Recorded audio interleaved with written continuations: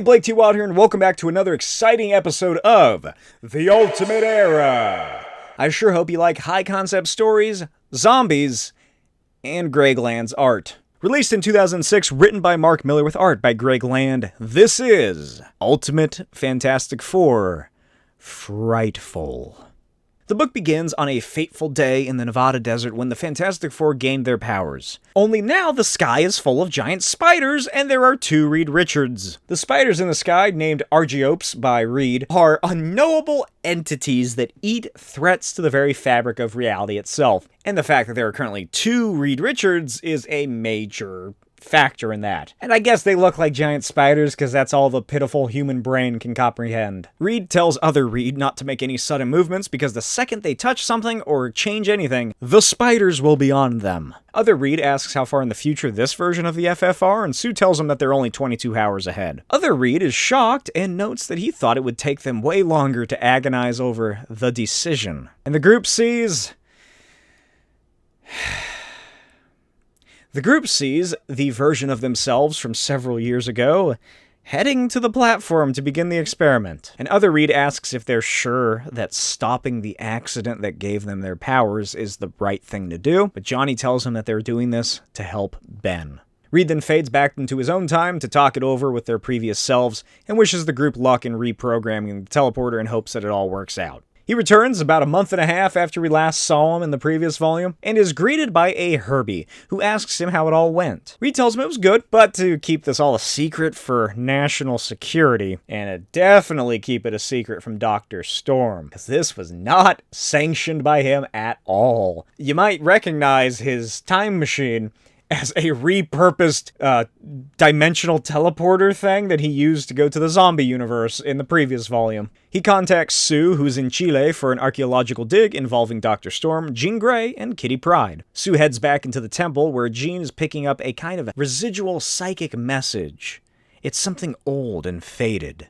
The words, Super Skrull. Sue picks back up and listens to Reed as he explains the whole time jump situation and Ben. And Sue tells him that she can't possibly think of a reason to actually do this and change history and not become the FF. Even if the pretext is curing Ben of his fangness. Reed asks her to think of how incredible of a scientific leap this would be, which I personally feel outweighs curing Ben in his mind, because both the accident and Ben are his only two failures that he's had, and now he can fix both of those. And Reed tells Sue that Ben cries himself to sleep every night, and she would feel different about this if it was all her fault. And a few hours later, Johnny learns how to ferment and brew some super beer from Mr. Fantastic the Zombie. Johnny tells him that even though he's a flesh-eating zombie, he's pretty cool, but this better not be a secret formula to turn the whole world into zombies. Mr. Fantastic tells him that they came here to spread the virus, sure, but they're hardly savages.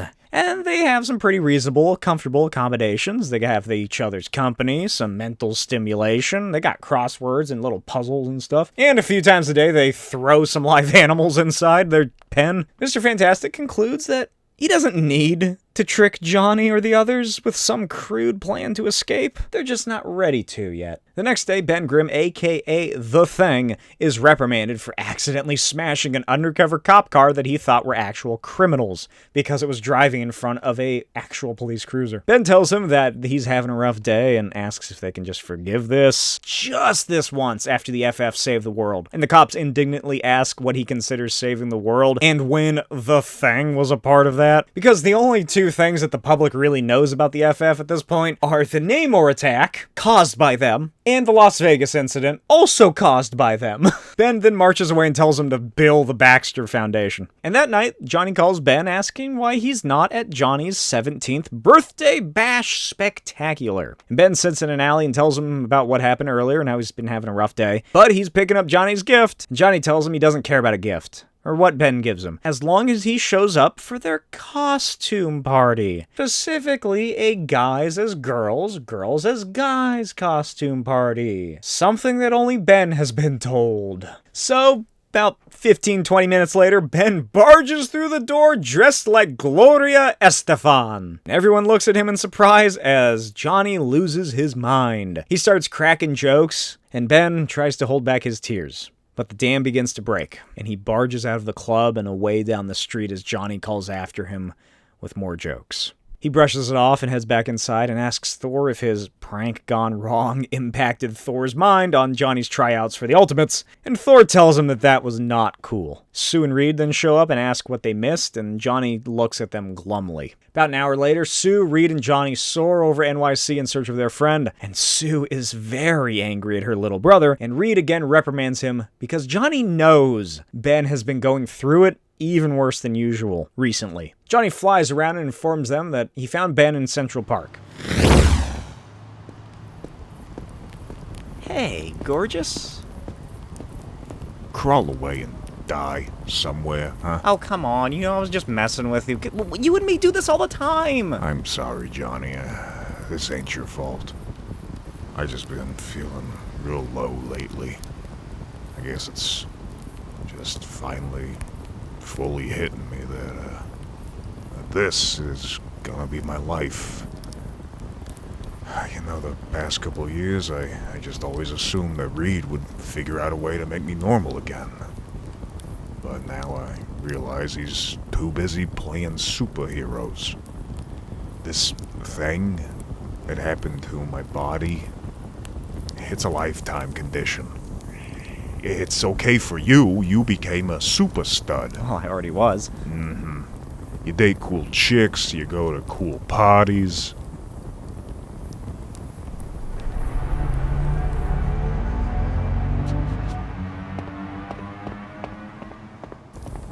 I just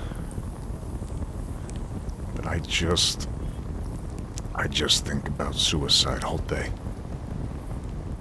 The next morning, the FF prepare Reed's dimensional teleporter-turned-time machine, and Sue notes that her dad will be pissed about this if he finds out. But Reed tells her that Dr. Storm, along with everyone on Earth except for them, won't know anything has happened once they change space-time. Although Reed does warn them about the giant spiders. Ben tells them that he appreciates all that they're doing for him, and Reed tells him that it's payback for all the times Ben stopped those big kids from rolling Reed down a hill in a trash can after school. And Ben quickly notes that they were 3 grades younger than Reed at the time.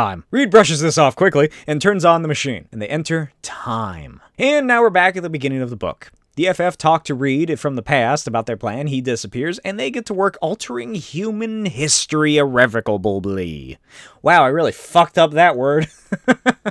And shortly after, Reed makes some secret adjustments to the machine, and the apple is successfully transported to the end zone, and back, a figure appears. And a super Skrull screams that it is too late, and then disappears. Cut to the New World. A whole new time stream. President Thor's contacted by Vice President Reed Richards regarding the Skrull ambassador's upcoming visit. Thor tells Reed that because he made the first contact with them, he should be the one welcoming the Skrulls to Earth. So yeah, welcome to the New World. Thor is president, Reed is vice president, there's no disease, poverty, crime, or anything, and the world is a veritable super Earth after a new initiative was put in place called power sharing, which has led to almost the entire population of Earth now gaining superpowers. It kind of seems like it made them all mutants based on how they discuss it, because they get this from the Skrulls. It's the Skrulls' immense technology, and it's this little pill that everybody takes that, as they note, gives them latent powers. So seemingly this is something that would have happened to them, which is kind of why I think it's like a weird sort of mutation thing based on what we see. Don't worry about the FF getting any new powers. They all have the exact same stuff, so I guess that is just a latent ability, is that Reed can stretch. Vice President Richards works on his speech for the Skrull ambassadors because after the End Zone experiment was successful, the quartet sent themselves trillions of miles through space and came across an entirely new species. the Skrulls. That's right. Even though the Chitauri were originally meant to be the replacement update version of the Skrulls in the Ultimate Universe, that's kind of getting retconned a little bit, at least in this form of reality, in that I think they share a common ancestor species and diverged in the evolutionary tree, and the Skrulls are benevolent and the Chitauri are terrorists that like Nazi memorabilia. Ben Grimm, aka the human guy who didn't take the superpower abilities, says that Reed's speech sounds pretty good. Reed notes that the Skrulls are the most benevolent race in the whole universe and wonders if he should somehow work that into it. Then Sue gets an alert from the Baxter Building, and Dr. Franklin Storm alerts her that Victor sent more of his Doom bots, specifically targeting the time machine that Reed invented, which is an interesting flip of the typical Marvel universe in which Dr. Doom creates the first time machine, which is like a floor mat. Elsewhere, Johnny Storm flies through Washington, D.C. and arrives at the White House. He notes the crazy statues of Ben Grimm that have been erected, and Sue asks if Ben is curious what latent ability the super pill would have given him, but Ben tells him that he's happy just being regular human guy Ben Grimm. And if anything has proven it, I bet his latent ability is rocks. Later that day, Ben is signing autographs for some excited children when a targeted meteor soars down for him. But a super person grabs it, and Ben tells his girlfriend, Jasmine the Butterfly Girl, that he gets targeted at least 3 to 4 times a week by various supervillains because he's the last human on Earth. A rippling flash of energy explodes in front of them, and the Super Skrull appears. It hisses that it needs to go further, and then explodes back into nothing. And Ben and Jasmine watch in utter confusion. A few days later, outside the White House, Thor and Reed ready the Skrull King's visit. As the Skrulls flash into existence before them, Thor welcomes the Skrull King, aka the Super Skrull, and Ben recognizes him from the experience that he had a few days ago. King Super Skrull greets Reed Richards and congratulates him on becoming the deputy ruler of Earth, and the Skrulls reveal that Super Skrull is actually wearing an anti-assassination exosuit designed to resemble the Skrull form, while also mimicking the powers of every extra special super being within a 1,000-mile radius. Thor assures them that they won't need it, as some school children give the Super Skrull the gift of every poem, song, and prose that has ever been created by mankind. Super Skrull graciously accepts and announces to the crowd of thousands of onlookers how beautiful it is that all of this was accomplished in only 18 months, and the crowd cheers wildly. And Ben has explained himself to Sue and what he and Jasmine saw, but she assures him that he's just paranoid, and suggests maybe the Skrull's teleporter just malfunctioned. But Ben is still suspicious. And later that night, the Skrulls retire to their embassy accommodation, I guess, and discuss their impending consumption of the Earth to be added to the hundreds upon thousands that the Skrulls have already conquered. Super Skrull laughs at how easily duped the humans were, overheard by Sue Storm. They discuss the possibilities of the humans' teleportation technology and what that could mean for the Skrull Empire, and not to mention all the crazy shit Reed Richards has invented. And then Sue is electrocuted and falls to the floor. Super Skrull marches over to her and informs her that his suit told her she was here before she even entered the fucking building. She attempts to put up a force field, but Super Skrull breaks through it and then fires a laser directly through her skull and orders the invasion fleet to enter orbit. And all around the world, Skrulls begin invading, and humanity begins feeling the horrid effects of the Skrull pill. Reed, Ben, and Jasmine race to the Skrull embassy for aid, and Super Skrull simply chuckles as they notice Sue's corpse. Reed and Johnny fall to the ground in horror and shock as Super Skrull mocks them and asks how they're going to avenge the little girl. Reed screams in agony and begins stretching, and Jasmine flies Ben out of the building as Johnny Onzes. And Reed screams that Johnny needs to go hotter than he has ever done before, and Johnny goes super duper nova and explodes the fucking Skrull embassy as Jasmine and Ben soar away. Only the Super Skrull and Johnny remain in the ruins. And Super Skrull tells Johnny that he's disappointed that that's all he could do. And then he crushes Johnny's head and immolates him after the suit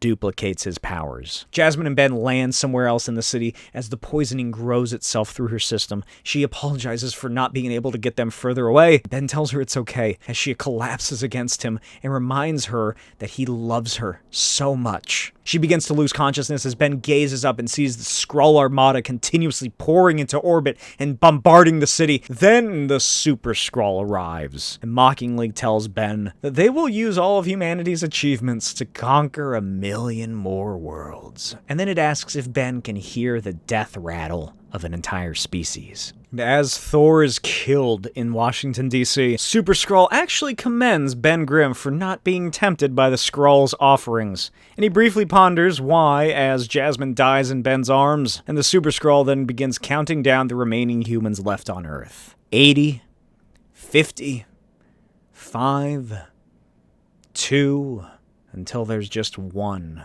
left. But Ben stands up and begins laughing as he unbuttons his shirt and removes it, and mocks the Super Skrull for boasting about all the power he has. But he still doesn't have 2 brain cells to rub together. And then Ben puts up his fists and reminds the Super Skrull that his suit is powered by whatever super beings are in a 1,000-mile radius. And what happens when the last guy around doesn't have powers? And Super Skrull realizes his mistake right before Ben clobbers him. Ben destroys the Super Skrull and rips the frail billion-year-old creature out of its protective suit, and Ben suits up in the exosuit, talking to himself that all he needs is 10 minutes to stop all of this, and he makes his way back to New York City and into the Baxter Building. He activates the time machine, jumps back, but it wasn't far enough. He commands the machine to return him and connects to the lab systems as the security alerts him that the Skrulls are currently invading the building and trying to enter the lab. Ben orders it to use all remaining energy to jump him back to the end zone experiment, and he arrives once again with enough time. As the FF arrive and make their way to the gateway to reprogram it, they spot an alien saboteur messing with the machines, and Ben Grimm, the Thing, clobbers the green-skinned alien and pins it to the ground when the face hatch opens, and Ben comes face to face with himself. Reed demands that Ben get away from himself because they're creating a space-time anomaly and the 4th-dimensional spiders are coming for him. And in the possible future, the Skrulls begin dismantling the entire lab and destroying the time machine, and Ben orders the system to send him anywhere but here. And as the spiders attack, the systems connected to the Baxter Building alerts Ben that the furthest they can send him in its current condition is Chile, 500 years prior. And Ben Grimm, the Super Skrull, then disappears, along with those 4th-dimensional spiders, and the end zone test is conducted, and the accident happens. Ben Grimm laments that he'll be stuck with this ugly mug forever now, but at least he got to see himself get eaten by 4D spiders. Ben then thanks Reed for his efforts and says that he should just try therapy now, and then they all return to the future. Sometime after this, Reed and Sue speak to the Frightful Four as Mr. Fantastic ridicules his younger self for failing to cure Ben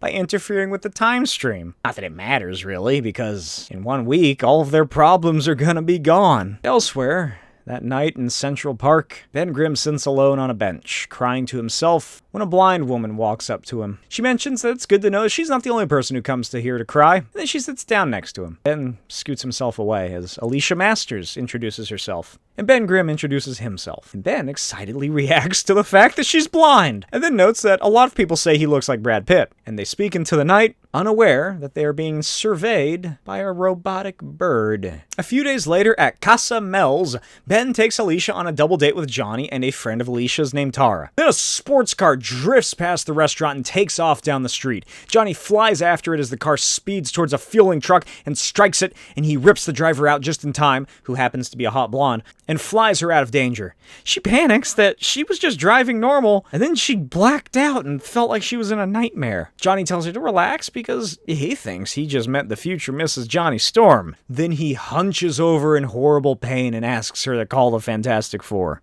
Elsewhere at the Baxter Building, Dr. Storm interrupts Reed as he's in the middle of building a dimensional doorway back to the zombie universe when he should be working on devices for their shareholders. Reed cockily informs him that he already did all of that way before breakfast. All of his assignments are completed ahead of schedule, and he felt Dr. Storm wouldn't mind if Reed turned his attention back to the undead. They walk along as Reed explains that a week from now they'll have the dimensional gate back open, and they can toss the zombies back into it without having to worry about containing the supervirus anymore. Franklin asks what happens if they try to find their way back, but Reed informs him that the only way Mr. Fantastic was actually able to contact their Earth to begin with was because their two universes were converging for a period of time, but in 10 days, that convergence will be over, and according to Reed's calculations, it will not happen again for another 50 million years. Dr. Storm asks what happens if they break out, because Mr. Fantastic has been saying he will since they locked him away. Reed assures Dr. Storm that he's just bluffing, and Storm suggests that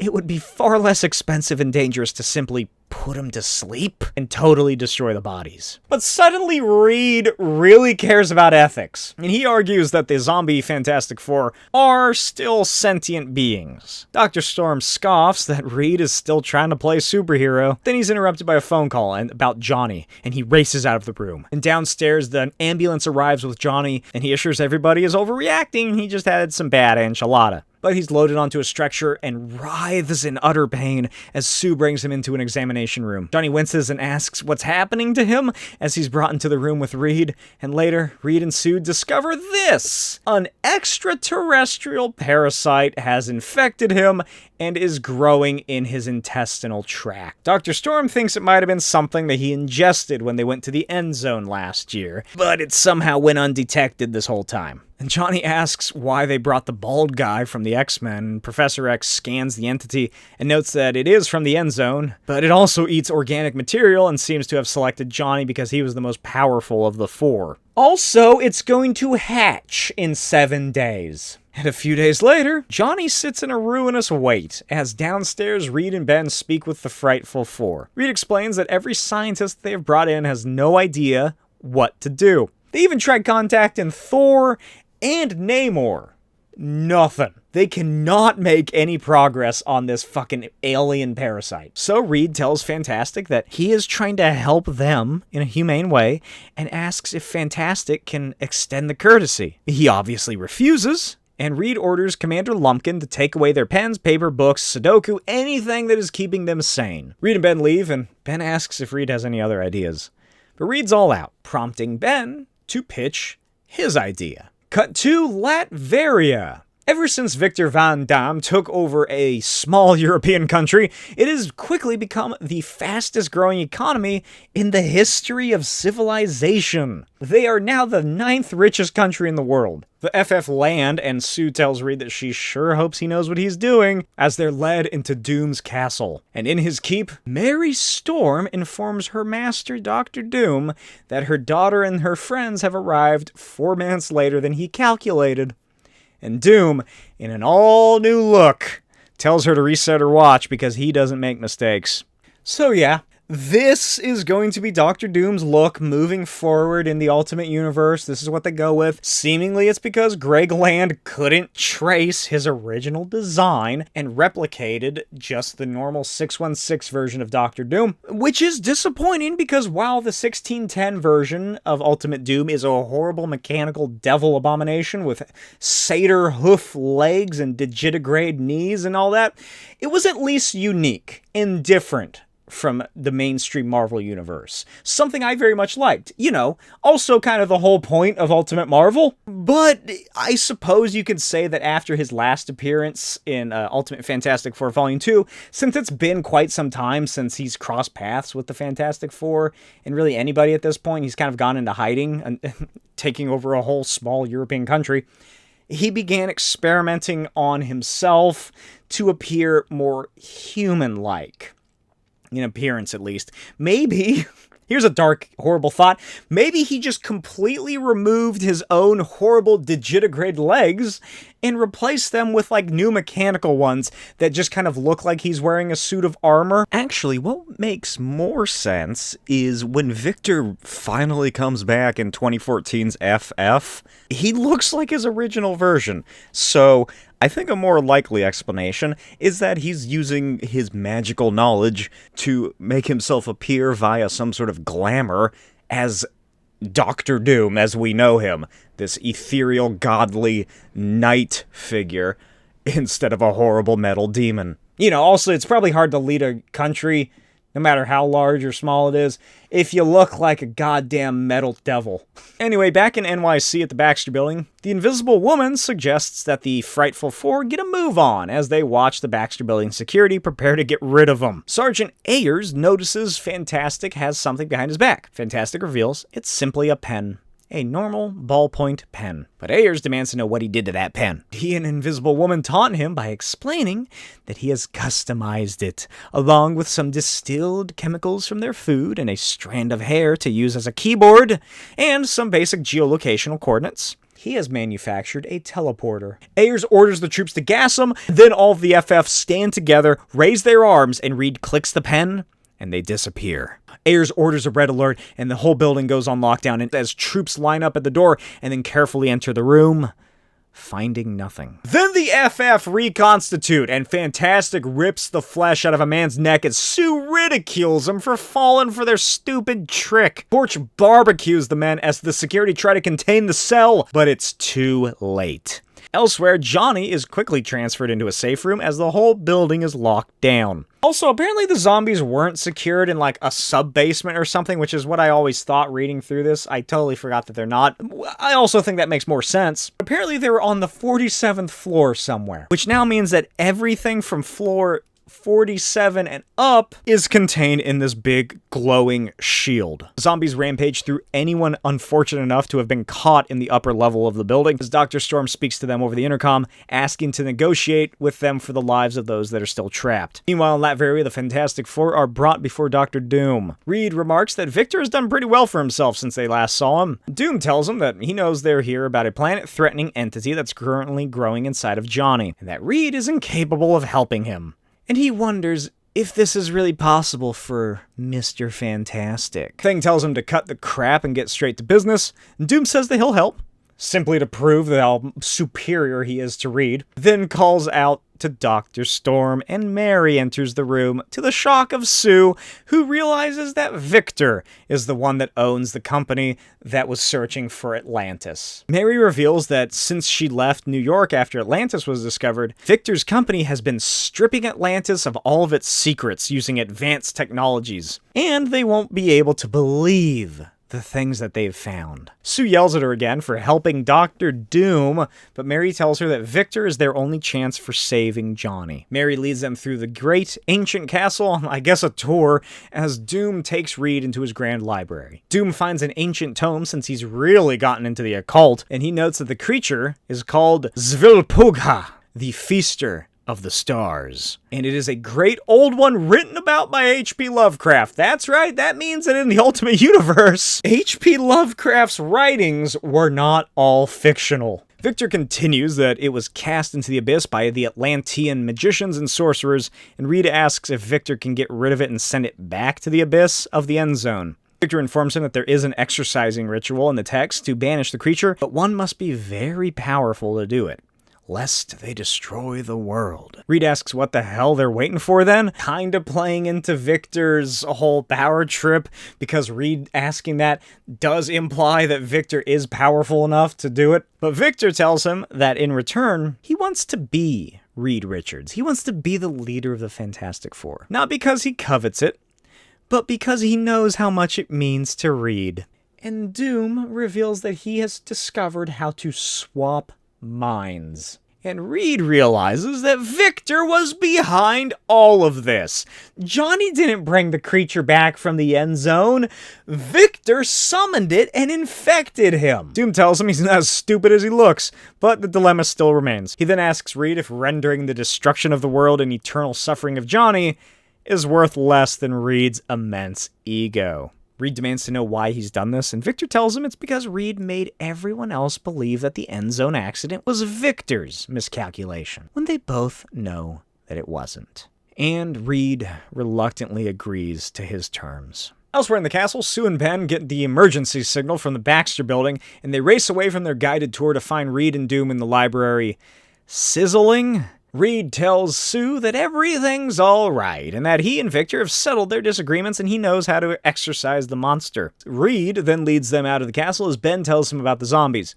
Reed simply says they'll save Johnny first and then crush the zombies immediately after, and that there is no need to panic. And in the library, Mary Storm hears Dr. Doom weeping. A few hours later, night has fallen over New York, and Dr. Storm and the others wait desperately for the FF to return to fight the FF. He contacts the zombies once again over a two-way intercom and tells them that he knows they're trying to finish the work on Reed's dimensional portal, and he is all for them going home. An invisible woman cackles and tells them that they aren't going home. They're here to spread the infection and eat.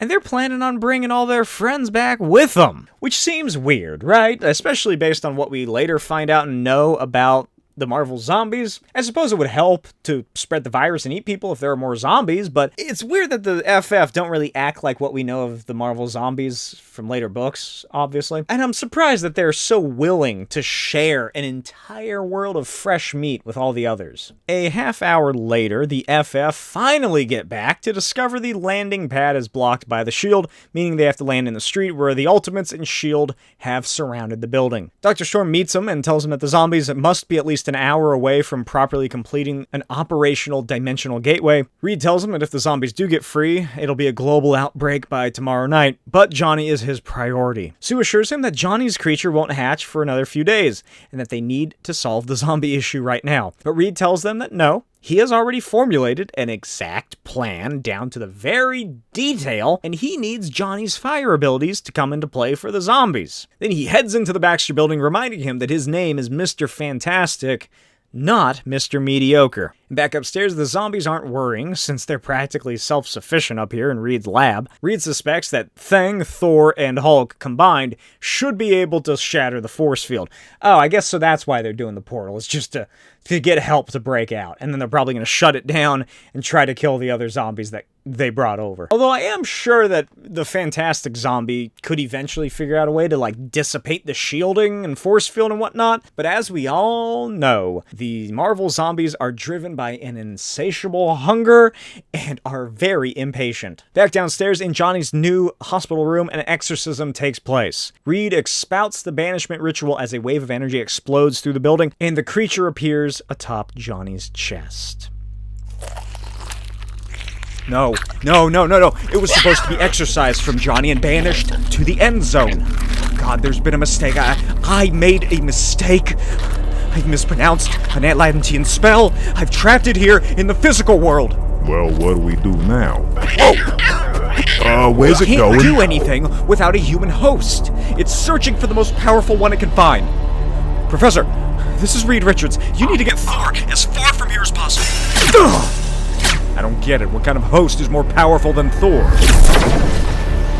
I am sorry to burst your bubble. Now open the shields and let's finish this. Alarms are going off.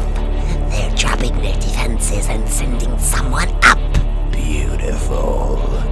That means we don't have to share the meat with everyone else back home. Oh, please let it be their Human Torch.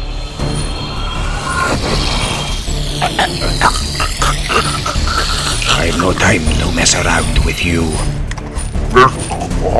Doom? Don't tell me you're some kind of superhero on this crazy world. Not exactly, Ben. But I'm all they've got. So, pop a force field in his brain. We can't let him jeopardize this. I'm trying, but there's nothing there. Cold, hard steel. Even if you could get past the magical defenses, Victor learned to do anything from those spell books.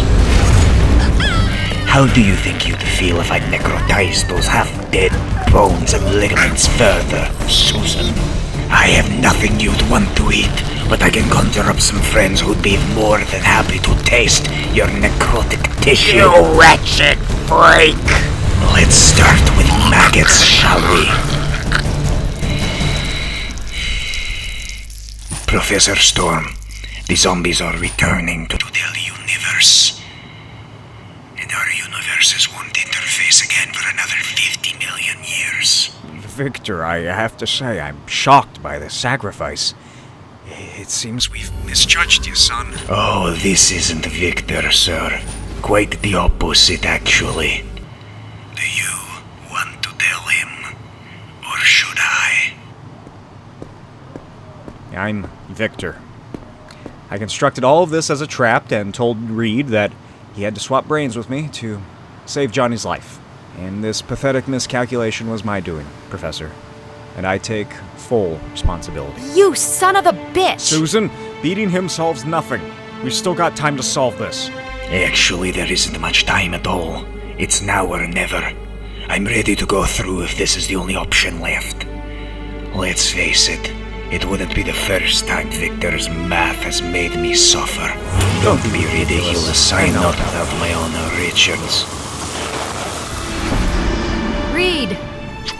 Just make sure the record books explain that it was Victor Van Dam who carried hungry Zvirpoga in his breast and saved the lives of 6 billion people.